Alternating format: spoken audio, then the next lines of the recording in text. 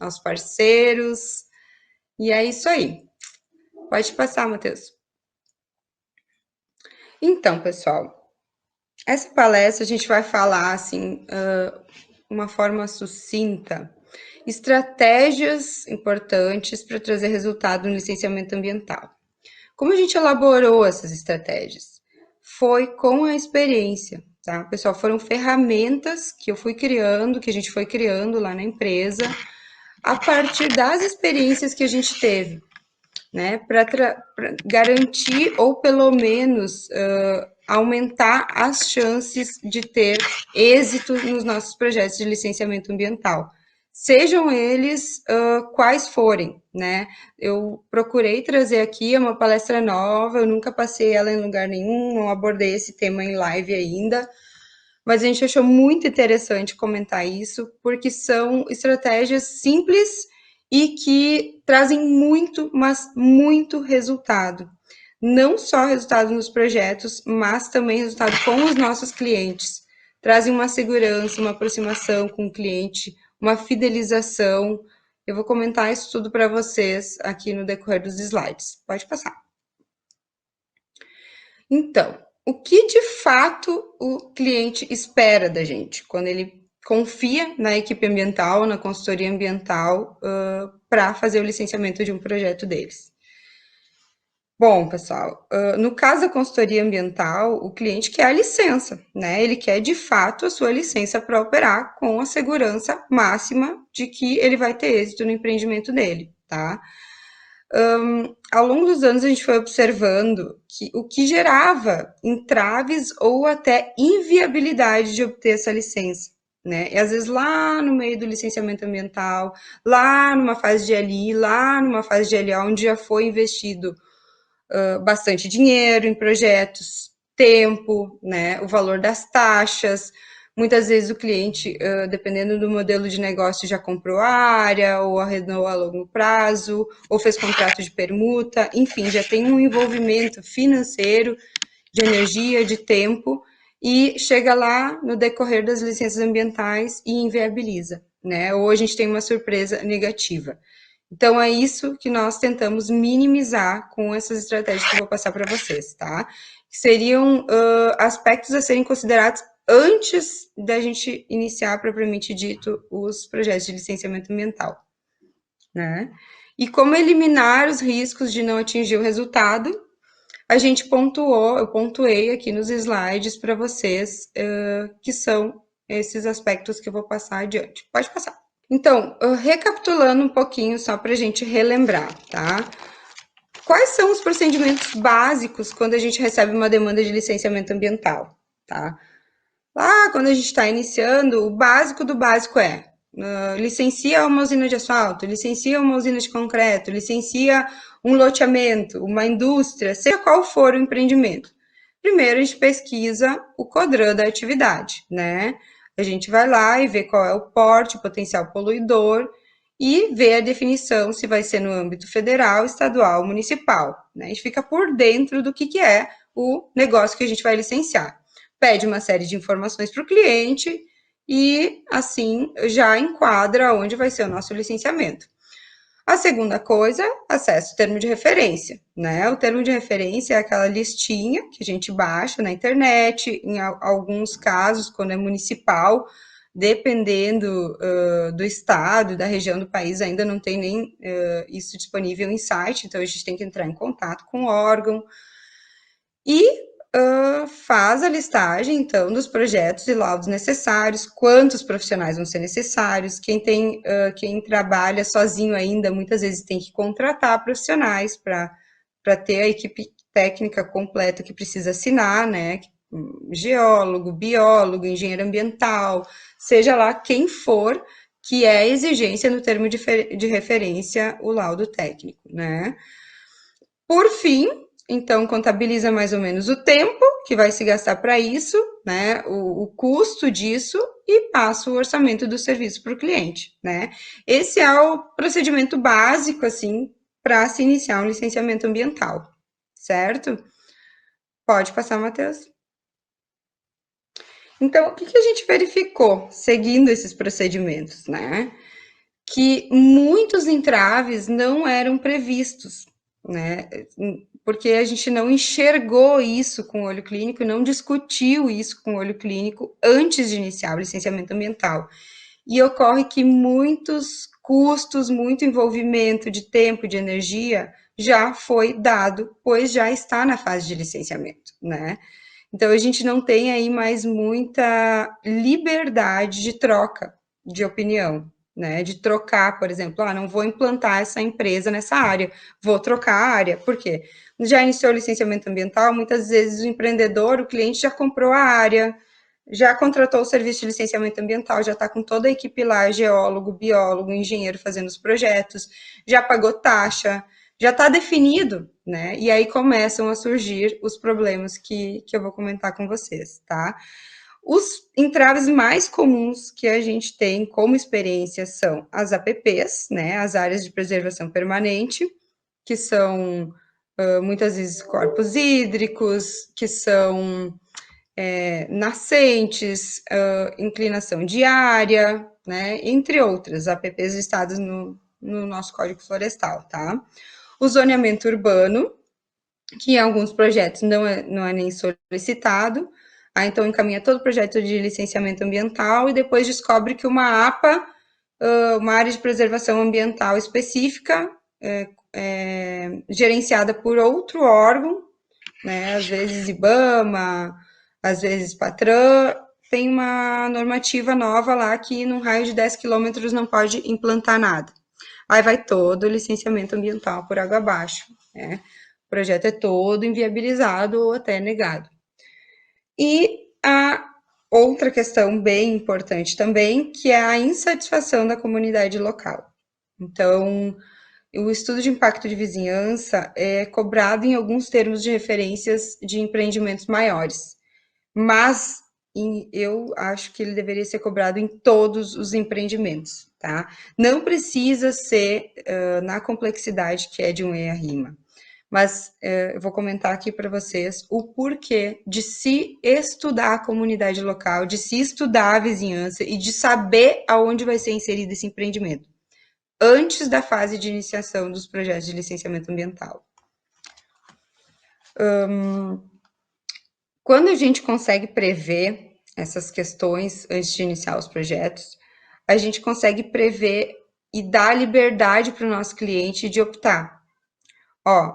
Aqui tem uma vizinhança que fica o dia inteiro em casa, muito próxima, atende às normas, porém eles não estão muito satisfeitos com o empreendimento aqui, né? Aí o empreendedor ele pode decidir, não, eu vou querer enfrentar. Ok, ele foi avisado que vai ter denúncia, que pode ter pessoas tirando foto, denunciando questões que não estão ocorrendo ali dentro, porque por mais que o empreendimento, seja ele qual for, uma indústria, a implantação de um loteamento, uma área de mineração, uma usina, ele vai ter questões ambientais que, se tiver alguém de má fé olhando, que não quer o empreendimento ali, pode vir a incomodar. E a força da sociedade da vizinhança pode gerar o quê? Gastos, né? Processo em Ministério Público, incomodação com a comunidade no geral e até um aspecto negativo no marketing, na imagem da empresa. Isso vira uma briga muito ruim para a empresa, né? Então, eu vou comentar alguns casos que eu presenciei, e não foram poucos, dessa questão de vizinhança, tá? Ela atendia a normativa, estava distante, né? A distância prevista em norma, em lei, mas a vizinhança não estava satisfeita com o empreendimento, mesmo ele cumprindo todas as condicionantes ambientais. Outro aspecto são as divergências na interpretação de projeto técnico, né? A gente sabe que na nossa legislação ambiental atual, ela deixa muita margem à interpretação técnica que não é definida, que não é estabelecida, né? Então, a gente sempre procura fazer um contato prévio com o órgão licenciador, antes de encaminhar o licenciamento ambiental, para entender a mentalidade, para já saber se eles querem projetos a mais e o como direcionar isso, tá? Vou comentar isso também com vocês. Pode passar. Matheus, isso aí. Então, aqui eu fiz um resumão nesses dois retângulos aí. O primeiro É o procedimento básico, né? Como a maioria, a gente vê como a maioria das consultorias encaminha e faz o processo de licenciamento ambiental. Vai lá, verifica o CODRAN, verifica muitas vezes a área por imagem de satélite, ou dá uma olhada na área, às vezes, mas muito superficial, acessa o termo de referência, faz o orçamento e manda para o cliente, tá? Hoje a gente procura fazer de uma forma diferente. A gente faz a avaliação, eu chamei de avaliação geral preliminar. Na verdade, vou explicar para vocês mais a fundo nos próximos slides, mas nada mais é do que um diagnóstico, né? A gente vai lá e levanta todos os possíveis problemas, né? Para daí o cliente decidir se ele vai querer mesmo ali ou não. Muitos dos nossos clientes que são fiéis há muitos anos e encaminham todos os novos projetos com a gente, eles já têm o hábito de, antes de comprar a área, de definir a área de implantação do empreendimento, eles nos levam lá e já solicitam esse trabalho, essa avaliação prévia, muito antes da decisão. Vai ser aqui, ou vai ser nesse município, ou vai ser nesse bairro. Eles pedem essa avaliação prévia porque já se criou esse hábito, a gente já conseguiu demonstrar para eles e convencer que é muito melhor, né? Que não é só seguir um termo de referência lá, encaminhar os projetos, assinar e deu. A gente tem que dar o resultado, que é a licença ambiental. E além de dar o resultado, essa licença ela tem que ser uma licença passível de ser operada, né? Não com vizinhança insatisfeita, com um órgão ambiental o tempo inteiro cobrando projetos e questões que não estavam planejadas, com o Ministério Público ou com a imprensa em cima vendo com olhos negativos, tá? Então, o estudo de vizinhança entra nisso que eu falei também. Pode ser um estudo prévio, um estudo mais superficial, depende do porte do empreendimento e do impacto que ele tem no meio ambiente, né? Isso vocês mesmos podem definir, mas são questões, pessoal, que vocês vão eliminar uma série de problemas, vocês vão passar credibilidade para os clientes de vocês. O cliente vai olhar assim, não, eles estão querendo me entregar o resultado, eles estão querendo me entregar a licença ambiental. Ele tem que sentir que vocês estão preocupados com o empreendimento deles, como se fosse de vocês. E não só em ganhar o valor lá pelos projetos, pela responsabilidade técnica, em se preocupar com o seu currículo. Não, vocês estão juntos, estão ali. Vocês querem que o empreendimento aconteça, né? E que ele tenha sucesso, que ele opere tranquilamente, dentro das condições ambientais, cumprindo todas as condicionantes e preservando o meio ambiente, tá? E a reunião com os técnicos avaliadores. Eu coloquei reunião, tá? Mas depois eu vou entrar um pouco mais a fundo. Pode ser um pouco além de uma reunião. Pode passar, Matheus. Então, vamos lá. Para o primeiro ponto, gente. Eu vou esmiuçar um pouquinho mais e para vocês tentarem entender o porquê. A avaliação geral preliminar da área versus empreendimento, tá? O que ela engloba, essa avaliação? Ela vai englobar, e eu iniciei aqui listando as APPs, tá? Por quê?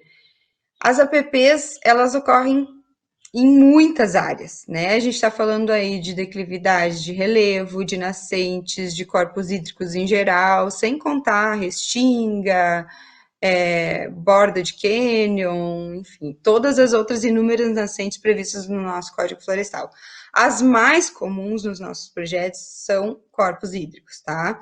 Discussões se um açude que era antigamente alimentado por uma nascente e a água que corre dele é ou não é APP, né? Então, eu vou comentar com vocês aqui um caso, eu acho que nada melhor, eu sempre gostava muito quando eu ouvia palestras de estudos de caso e me traziam casos práticos, né, para a gente conseguir comparar isso.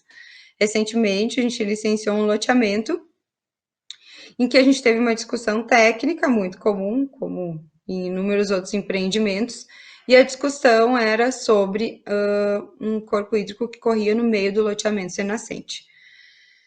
O loteamento veio para nós já com uma LP encaminhada, né? Era um empreendedor que fazia com uma outra consultoria e nesse meio tempo mudou a direção e eles nos procuraram para dar encaminhamento na LI. Então a gente pegou o bonde andando, vamos dizer assim.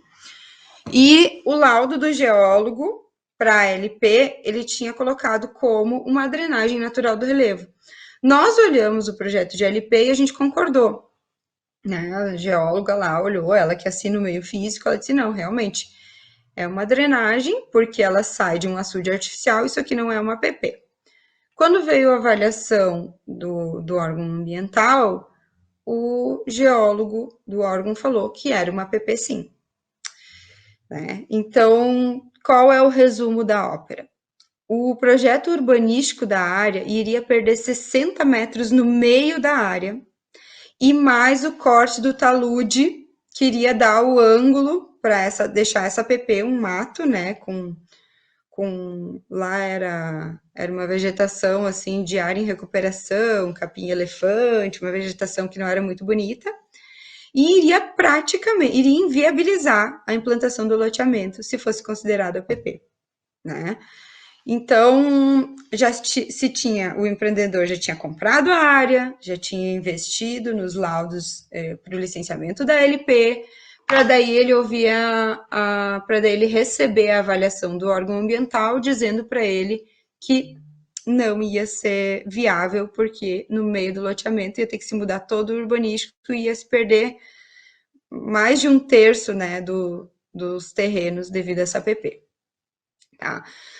Como neste caso nós concordávamos com o laudo inicial de que não era uma APP, a gente foi lá, negociou, né, com os técnicos, sentou com as chefias e chegou num consenso de que se nós tivéssemos 5 laudos com 5 RTs assinadas para derrubar o laudo inicial, eles iriam acatar, então, a decisão técnica a nossa decisão técnica, né, da nossa consultoria, e iriam desconsiderar como APP.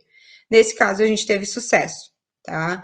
Mas poderia ser que nós não tivéssemos conseguido.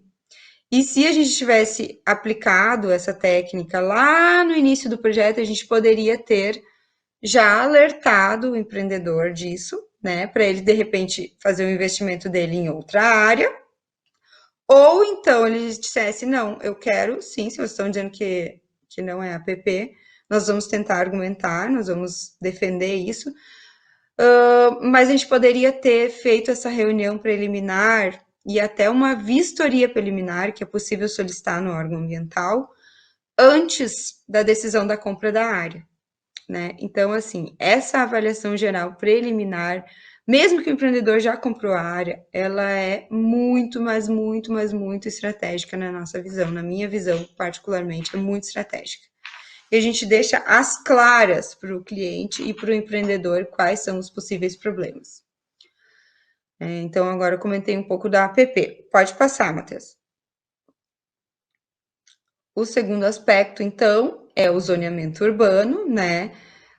Também entra na avaliação preliminar, que a gente tem que saber se o local onde ele vai ser implantado é ou não é passível, né, de ser aprovado.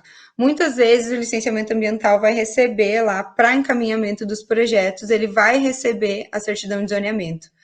Mas daí, depois que ele já está protocolado, se detecta que existe uma área de preservação ambiental, ou um parque ambiental, ou alguma outra, algum outro parque de legislação local, municipal, né? E que não permite a implantação ali, né? Ou às vezes até região de mapeamento indígena, e isso muitas vezes não está no termo de referência, não é detectado. E aí o projeto já está lá dentro, a área da compra já foi feita, todo o investimento em laudos, tempo, se perde o time do negócio, se perde muito tempo discutindo isso, né? Porque ele não está num zoneamento apto, tá, gente? Então, isso não é só da questão de zoneamento, da certidão de zoneamento, é também da questão de áreas de preservação ambiental, de outras áreas, que isso é muito da legislação municipal de cada município, de cada localidade que pode definir. A gente teve uma época aqui no Rio Grande do Sul que alguns municípios definiram das APAs que não podiam implantar nada num raio de 10 quilômetros. Isso ficou em vigor muito pouco tempo, porque logo foi derrubado, mas gerou um problema gigante, né? Porque os licenciamentos ambientais eram travados. Tem a questão também na avaliação preliminar da avaliação da vegetação, né? Então, se está em zona de Mata Atlântica, por exemplo, aqui no Rio Grande do Sul, estágio médio avançado, o corte é só com EIA-RIMA. E muitas vezes o EIA-RIMA inviabiliza o empreendimento, né? Às vezes o próprio custo do empreendimento não enquadra no EIA-RIMA. Pode passar. Então, o segundo aspecto, né, que a gente aborda eu coloquei até uma foto de uma usina, porque eu quero também trazer um caso prático para vocês aqui, que é o estudo de impacto da vizinhança. Então, esse ponto, pessoal, eu acho assim, ó, de extrema importância e que muitas vezes a gente acha que não, por não estar na lei, por não ser solicitação obrigatória, a gente não precisa considerar. E que a comunidade local vai engolir o empreendimento e, estando legal, ele vai ter força para permanecer ali. Então, eu vou explicar para vocês. Essa usina de asfalto aí, ela foi instalada no litoral gaúcho, tá? E ela seguiu todas as normas. Essa imagem até não é a imagem da usina, eu usei uma imagem qualquer, tá? Mas esse estudo de caso. Ela seguiu todas as normas e todas as legislações ambientais especificadas no termo de referência pelo órgão ambiental. Então, a gente foi lá, estudou a distância correta da APP da Lagoa, o zoneamento urbano, tudo, né? Fez todas as análises previstas nos licenciamentos e as prévias, tá? Vimos que tinha, sim, um vilarejo a mais ou menos 250, 280 metros da usina, começava a primeira casa. Mas como a usina de produção de asfalto é um empreendimento que não gera um incômodo à comunidade local, à vizinhança normalmente muito grande, nós temos vizinhos colados em usinas de asfalto, empreendimentos que a gente atende, que na verdade acaba o muro da empresa e começa a vizinhança. Nós pensamos que não haveria problema. Eis que, em determinada época do ano, os ventos naquela localidade, eles sopram em direção a essa vila, a esse vilarejo que fica próximo à usina. E quando a usina ela fazia a ignição para começar a operar, como ela funcionava com óleo de xisto, parte da fumaça ia um pouco para cima da usina. Era muito pouco, né? Nós avaliamos em loco as reclamações, era muito pouco. Mas as reclamações tomaram uma proporção muito grande, muito negativa contra a empresa, né? Iniciaram denúncias no Ministério Público, a comunidade local ficou muito revoltada e um foi passando essa revolta para o outro. Eles montaram um grupo de força muito grande, pressionando o órgão ambiental, pressionando o Ministério Público, pressionando a Polícia Ambiental, que chegou ao ponto da empresa ter que fazer investimentos que não estavam previstos ali, muito altos. Chegaram ao dobro do valor do investimento do próprio empreendimento, né? Ela teve que trocar todo o seu sistema de combustão, né? Passou de óleo de xisto para gás GLP. Ela teve que fazer uma série de modernizações exigidas nela, que não eram exigência do termo de referência. E todas essas modernizações, elas custaram um valor bem alto, além de toda a incomodação com advogado, audiência em Ministério Público, as defesas todas que foram encaminhadas e principalmente a imagem ruim da imprensa, né? Porque se a vizinhança chama jornal local, chama a rede local de televisão, o pessoal do marketing, eles não têm um conhecimento técnico ambiental para saber se o que a vizinhança está falando é verdadeiro ou falso. Então, eles vão dar a notícia tal qual eles ouviram, tal qual é a reclamação da comunidade. E muitas vezes ela está distorcida. A empresa está lá cumprindo todas as condicionantes ambientais, está totalmente dentro da lei, está fazendo investimentos pesadíssimos e mesmo assim está sofrendo um ataque da mídia, né, da imprensa muito ruim. Isso prejudica muito a imagem da empresa também. Então, conhecer bem a comunidade local, sugiro até um questionário, andar pela área, conversar com os vizinhos, entender o pensamento do local ali, né? Qual é o nível cultural das pessoas, se colocar à disposição como técnico ambiental para qualquer reclamação vir primeiro para vocês ou para a empresa, fazer uma aproximação com a comunidade local, né? Explicar como é que funciona o empreendimento, fazer aquela política da boa vizinhança, tá? Isso antes de iniciar os projetos ambientais, tá, pessoal? Isso é um processo que eu não abro mão hoje e que eu indico para todos os nossos clientes. Olhar bem onde estão se instalando, porque é muito comum. Em áreas de mineração, então, eu não vou nem comentar, né? O pessoal reclama muito, muito, muito mesmo das detonações. Então, às vezes, tem um insatisfeito e ele vai de vizinho em vizinho, todo o bairro, toda a comunidade está contra a área de mineração, dizendo que tem rachadura na casa, que tem prejuízo no pátio, que a piscina rachou e que é por causa das detonações da área de mineração, né? No caso de mineração para agregados da construção civil. Então, essa avaliação eu acho, sim, de extrema importância, tá? E o terceiro aspecto a ser considerado, então, pessoal, que eu comentei, é reunião com os técnicos avaliadores, tá? Em alguns casos, é estratégico a solicitação de uma vistoria prévia, né? Quando a gente tem dúvida no empreendimento. O meu gato aqui. Desculpa. Quando a gente tem dúvida no empreendimento ou questões se vão ser acatadas ou não pelo órgão ambiental, é melhor elas serem discutidas antes, né? Porque uma vez que o empreendimento já foi feito todos os investimentos, já foi comprada a área, já está se buscando financiamento ou valor destinado da empresa para compra de equipamento, para a instalação de uma indústria, de uma área de mineração, de uma usina, seja lá do que for, é muito mais difícil para o cliente aceitar o não do licenciamento ambiental, né? Então, se discutir isso antes, levar a equipe do órgão ambiental, pedir uma vistoria preliminar e fazer uma aproximação com eles, né? Principalmente no caso de dúvidas, né? No caso, assim, a gente não tem, por exemplo, certeza se é uma nascente ou não é. Aí eu vou trazer um caso de uma pedreira para vocês, tá? Que aconteceu já em mais de um licenciamento com a gente lá na consultoria, porque é muito peculiar de área de mineração.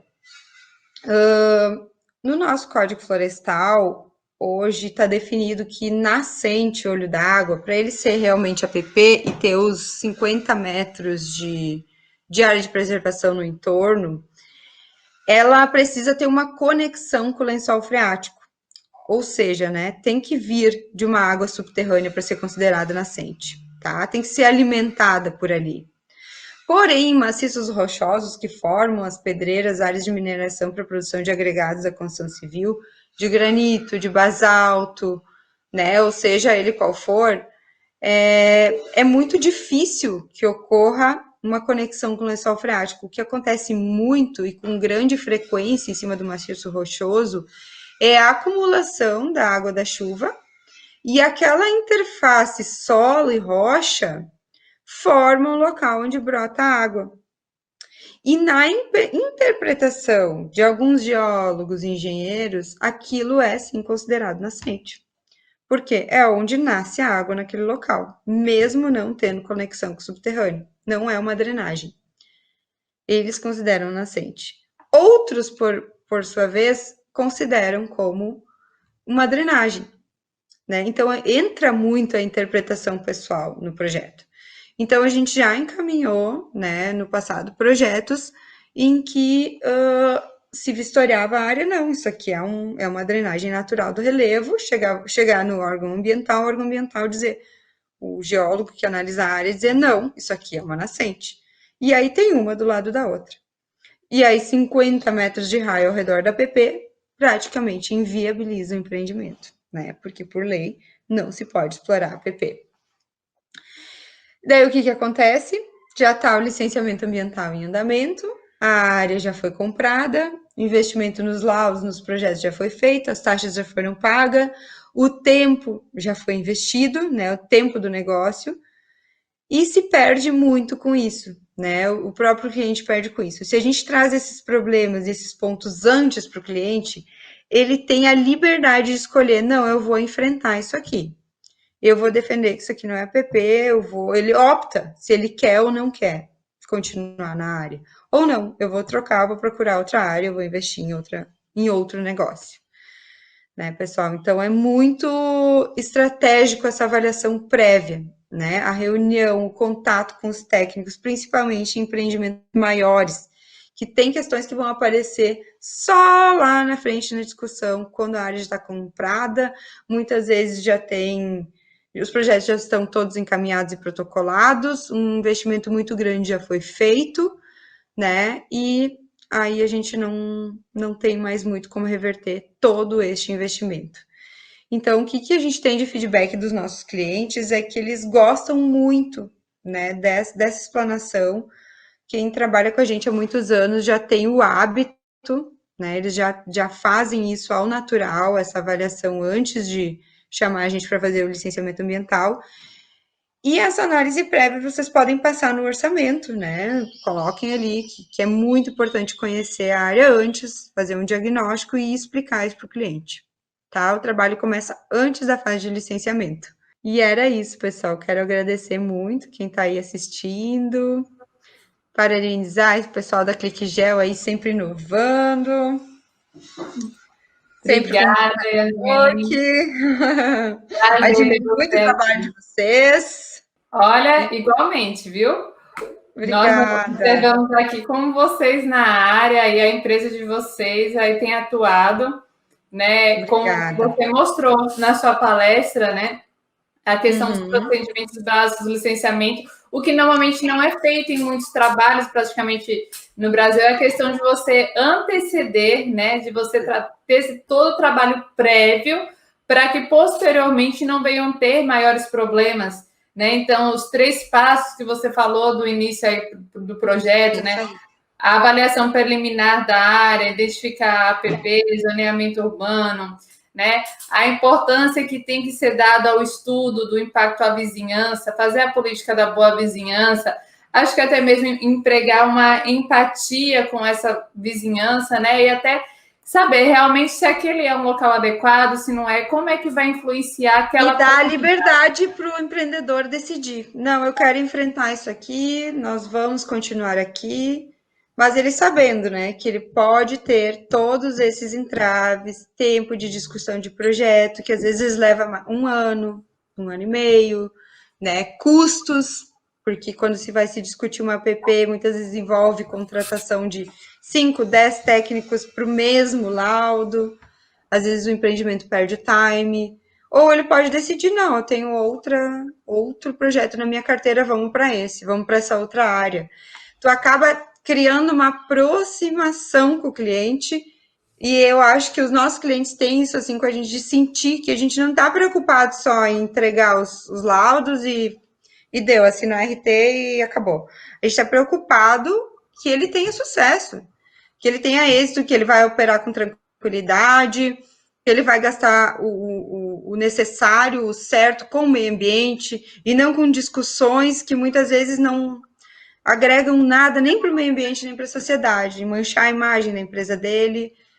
Eu teria muitos estudos de caso aqui para comentar, né? Eu sei que o pessoal gosta muito dos casos práticos, mas como o nosso tempo é curtinho, nós vamos abordar isso num outro momento daí.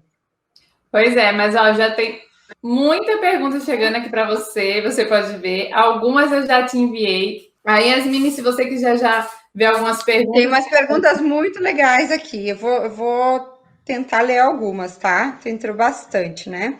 Ó, a Cláudia perguntou aqui, ó. E quanto à audiência pública, a comunidade local tem força de decisão? Gente, a audiência pública é uma ferramenta só solicitada em projetos de EIA-RIMA. Projetos de grande porte, para empreendimentos de grande porte, aeroportos, rodovias federais, empreendimentos que vão ter um grande impacto no meio ambiente. Aí se exige, né, um projeto de EIA-RIMA, que são aqueles estudos enormes que envolvem muitos laudos, estudos sociais, arqueologia, às vezes paleontologia, estudos de vegetação, geologia, muitas análises, né? O normal dos termos de referência dos EIA-RIMAS aqui no Rio Grande do Sul é no mínimo 1 ano de estudo, porque é exigido que se estude a vegetação nas 4 estações do ano. Então, são projetos bem complexos. Esse projeto exige audiência pública, tá? É obrigatório que se tenha audiência pública, é obrigatório que a comunidade local seja consultada, mas só esse tipo. E o que entra para nós no dia a dia? Entra de tudo, né? Entra indústria, loteamento, condomínio, enfim, usinas de asfalto, de concreto, tudo que é tipo de empreendimento menor que não é exigido audiência pública. Então, a gente não sabe o que a comunidade local pensa. E cada local é diferente do outro. Como eu comentei ali na palestra, tem usinas de asfalto, nossa, que eu considero um empreendimento que gera pouca incomodação na vizinhança, né? Porque ela não faz muito barulho, ela não faz muita poeira, ela, em algumas usinas que ainda usam óleo de xisto, gera uma fumacinha quando ela liga. Mas, assim, é um impacto que não é um grande incômodo para a vizinhança. Então, tem empreendimentos de usina que a comunidade começa, acabou o muro da empresa, começa as casas e a gente não tem problema nenhum de reclamação. Já nesse caso que eu comentei, a vizinhança começava a uns 250, 300 metros e foi simplesmente devastador para o empreendimento. Eles tiveram uma força, assim, eles não conseguiram tirar a usina de lá, porque ela era uma usina muito estratégica para o estado, ela ia atender a principal rodovia que ligava o litoral à capital, mas a imagem da empresa foi muito prejudicada, chamaram muito a imprensa local, tivemos processo do Ministério Público, tivemos que fazer investimentos altíssimos que para o meio ambiente não agregaram muito, né? Enfim, é um desgaste para a empresa quando existe esse problema, né? E talvez teria um terreno ao lado que poderia ser implantado, ou um pouco para o outro lado dessa vizinhança, né? Ali deu o azar de determinada época do ano o vento soprar na direção e levar um pouquinho da fumaça da combustão em direção às casas, e eles foi minando, é um trabalhinho ali, às vezes um tá insatisfeito e levando toda a vizinhança junto, né? Deixa eu ver aqui mais algumas perguntas. Tá chegando um bocado aqui. Olha, outra aqui. Essa vistoria prévia também aplica-se ao investimento imobiliário por motivo de APP? Muito, gente, muito. Essa vistoria prévia é uma vistoria que vocês coloquem no orçamento de vocês e peçam 5 minutos o cliente para defender isso que está aqui nessa palestra. Ele vai ganhar com isso. Porque o empreendedor, o empresário, ele não tem o olho clínico de vocês, da equipe técnica. E para eles, né, muitas vezes tudo é possível. Não, é só uma aguinha que corre lá, é um esgotinho a céu aberto. E aí? Quando vocês chegam lá para fazer o projeto de licenciamento, não é. Entendeu? Tem uma app ali que corre no meio da área dele e viabiliza, sei lá, 30% da área, não tem como instalar, e aí o empreendedor já comprou a área, já fez todo o investimento, já está financiando equipamento, é tarde demais. Né? Então, é uma análise prévia fundamental. Ir na área, olhar com olho clínico, como se fosse para vocês. Isso traz uma preocupação da equipe técnica em dar segurança para o cliente. Né? Em dizer, ó, estou aqui contigo, estou te alertando isso aqui para te saber onde é que tu vai estar te instalando, né? E aí, às vezes, tem discussões que são realmente, não, eu quero enfrentar. Se tu tá me dizendo que não é uma app, eu quero defender isso aqui em laudo. Mesmo que a equipe técnica não concorde. Aí tenta uma aproximação antes da equipe técnica, né, tudo mais, aí para aí começar os lados para o licenciamento ambiental. Porque a gente sabe que hoje um licenciamento ambiental de qualquer empreendimento, né, ele é um projeto que envolve diversos profissionais, por mais simples que seja, tem mais uma equipe multidisciplinar que assina e ele tem um custo para o empreendedor. Né? Assim como a decisão também por aquela área.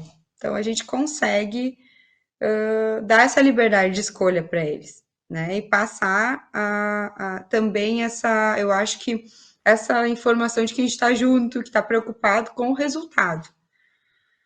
do negócio em si, né? Deixa eu ver aqui o que mais entrou.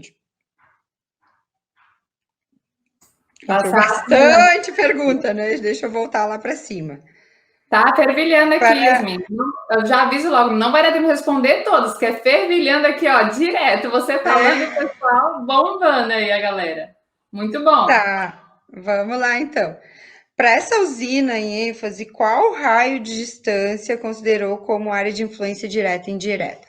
Tá? Como não exigia um projeto técnico, não exigia em termo de referência, a gente faz uma avaliação média para a usina aí de 200 metros, né?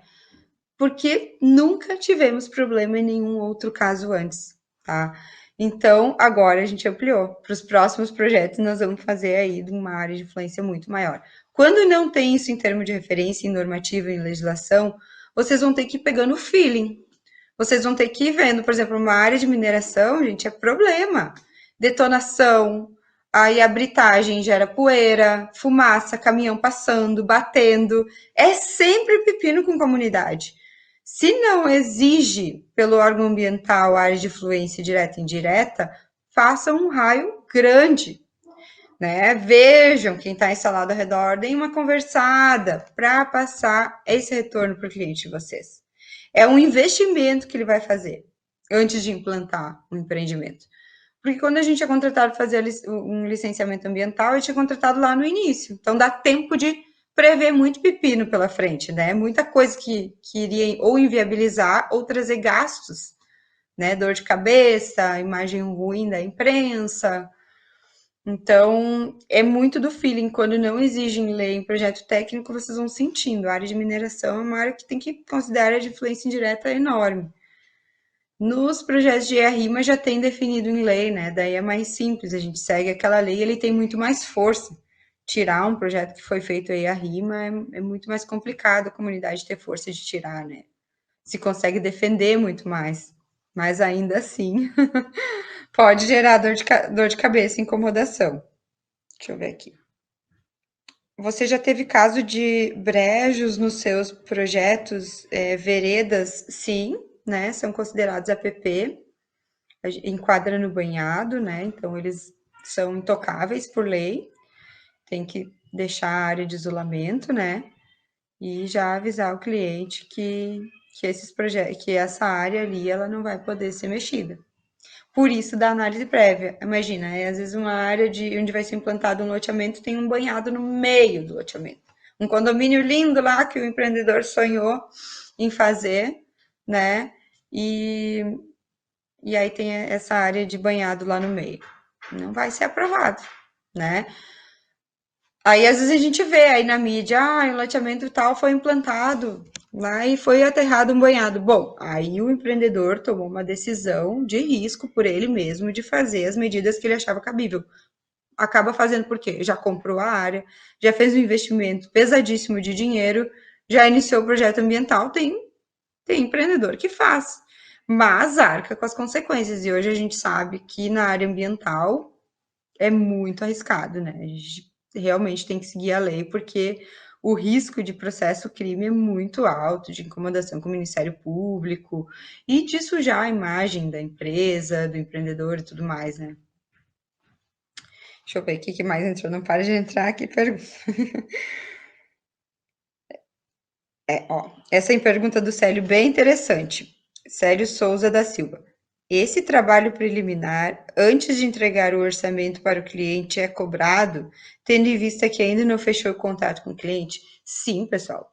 Vocês vão ter que, dependendo do porte, do potencial poluidor do licenciamento ambiental, se for um empreendimento um pouquinho mais complexo, um pouquinho maior, vocês vão ter que ir na área, vão ter que disponibilizar tempo. Às vezes vai ter alguma questão que não é especificamente da área de vocês para avaliar, né?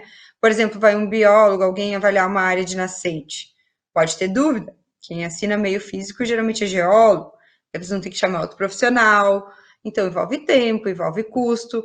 Mas vocês tendo 5 minutos com o cliente para explicar o quanto ele vai ganhar com isso, né? E o quanto isso vai trazer de segurança na implantação do empreendimento deles, eles assim, os nossos, eles já pedem automático isso.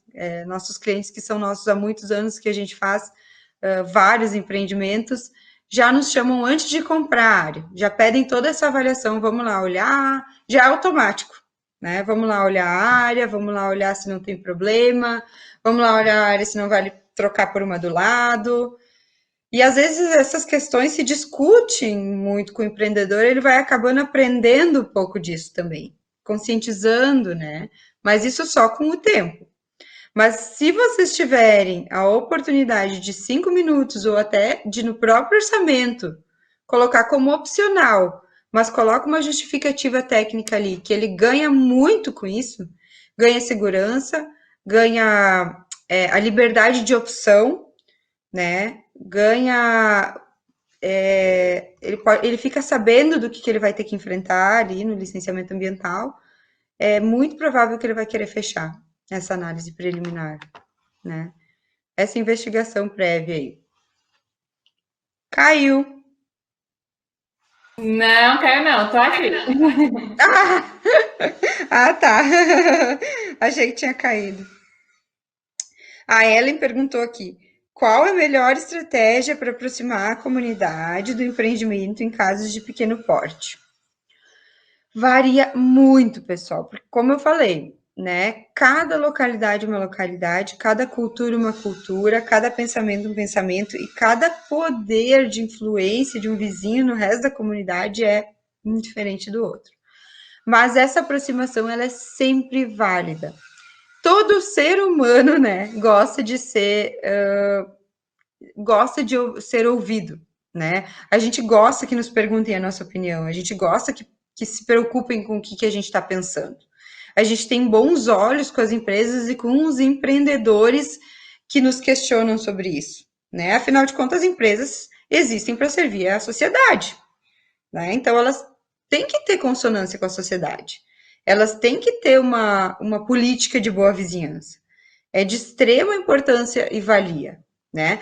Essa aproximação ela pode ser feita através de conversa, de questionário, aí sente primeiro o clima.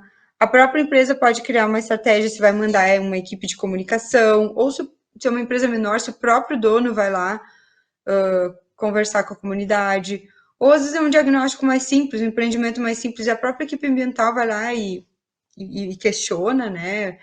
Entende como a vizinhança funciona, os horários que chega, que sai de casa, né? Que tipo de pessoas estão instaladas ali, como é que é a cultura, como é que seria a aceitação do empreendimento novo, expõe os pontos positivos, a geração de emprego, a geração de receita, a geração de impostos, né? Então, esse tipo de aproximação, ela é muito peculiar de cada empresário. Vocês podem criar de vocês, sugerir, né? Eu sempre tento uma conversa, né?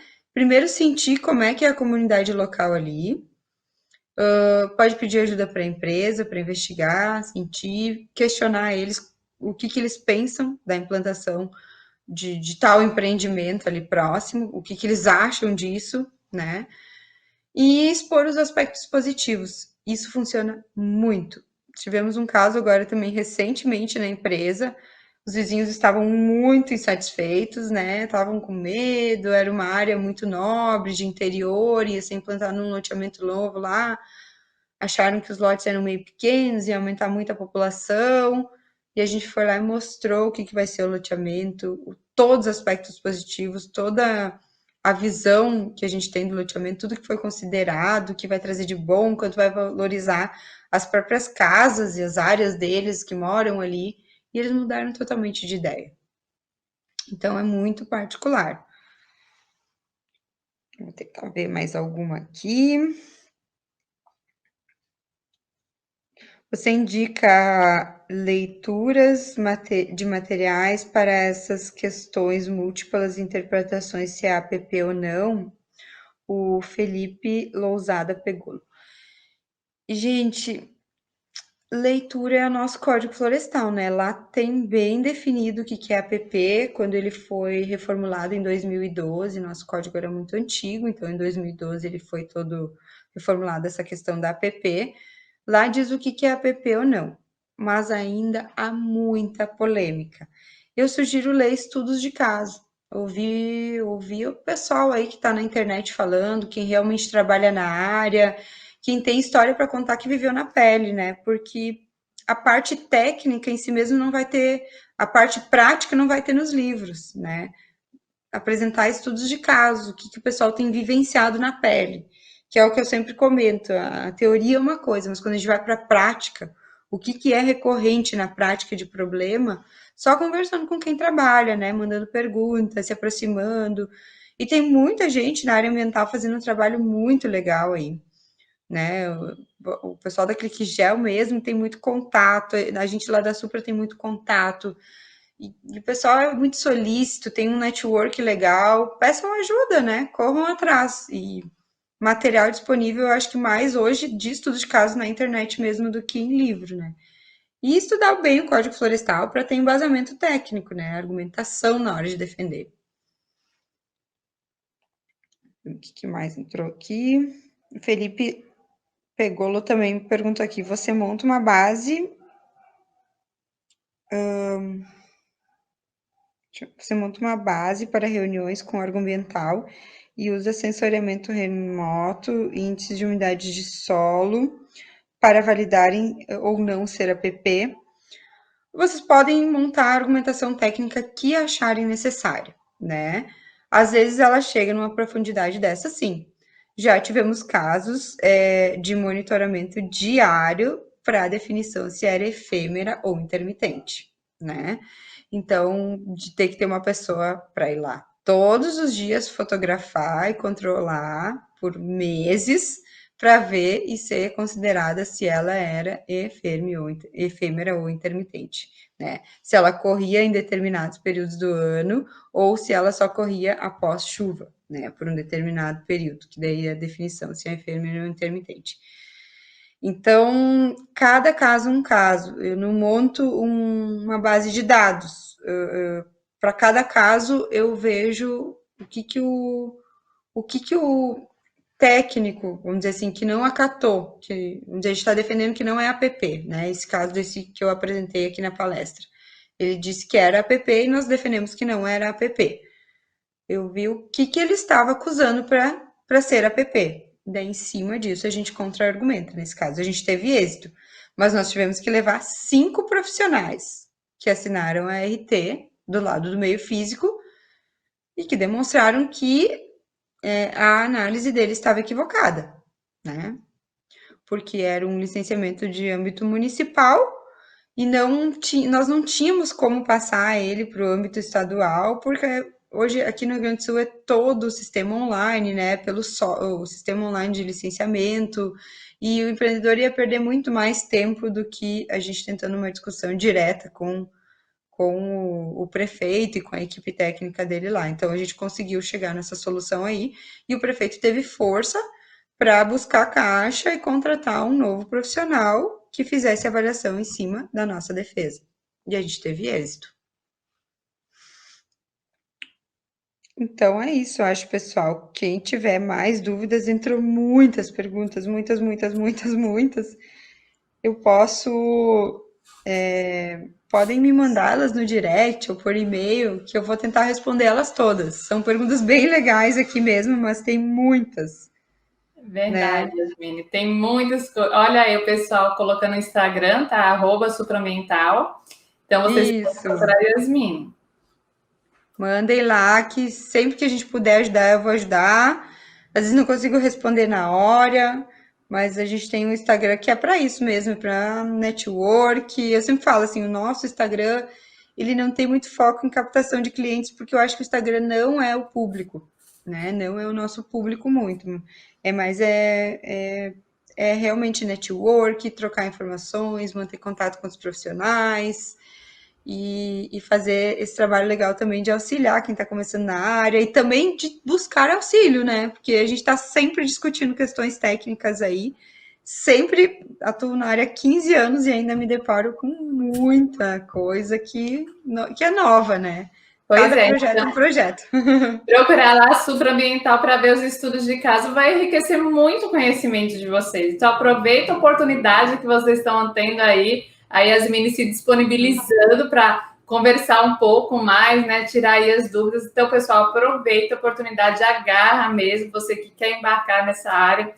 Então, é uma área que realmente ela tem muitos critérios ali que você precisa avaliar de melhor forma. Vocês viram a preocupação que ela mantém, né, entre a relação entre o cliente, né, e a empresa, o quanto isso é importante.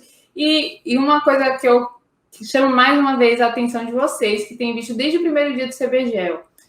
Pessoal, para o profissional que quer trabalhar direito, que quer trabalhar do modo correto, é esse profissional que o mercado está precisando. É esse profissional que o mercado está buscando.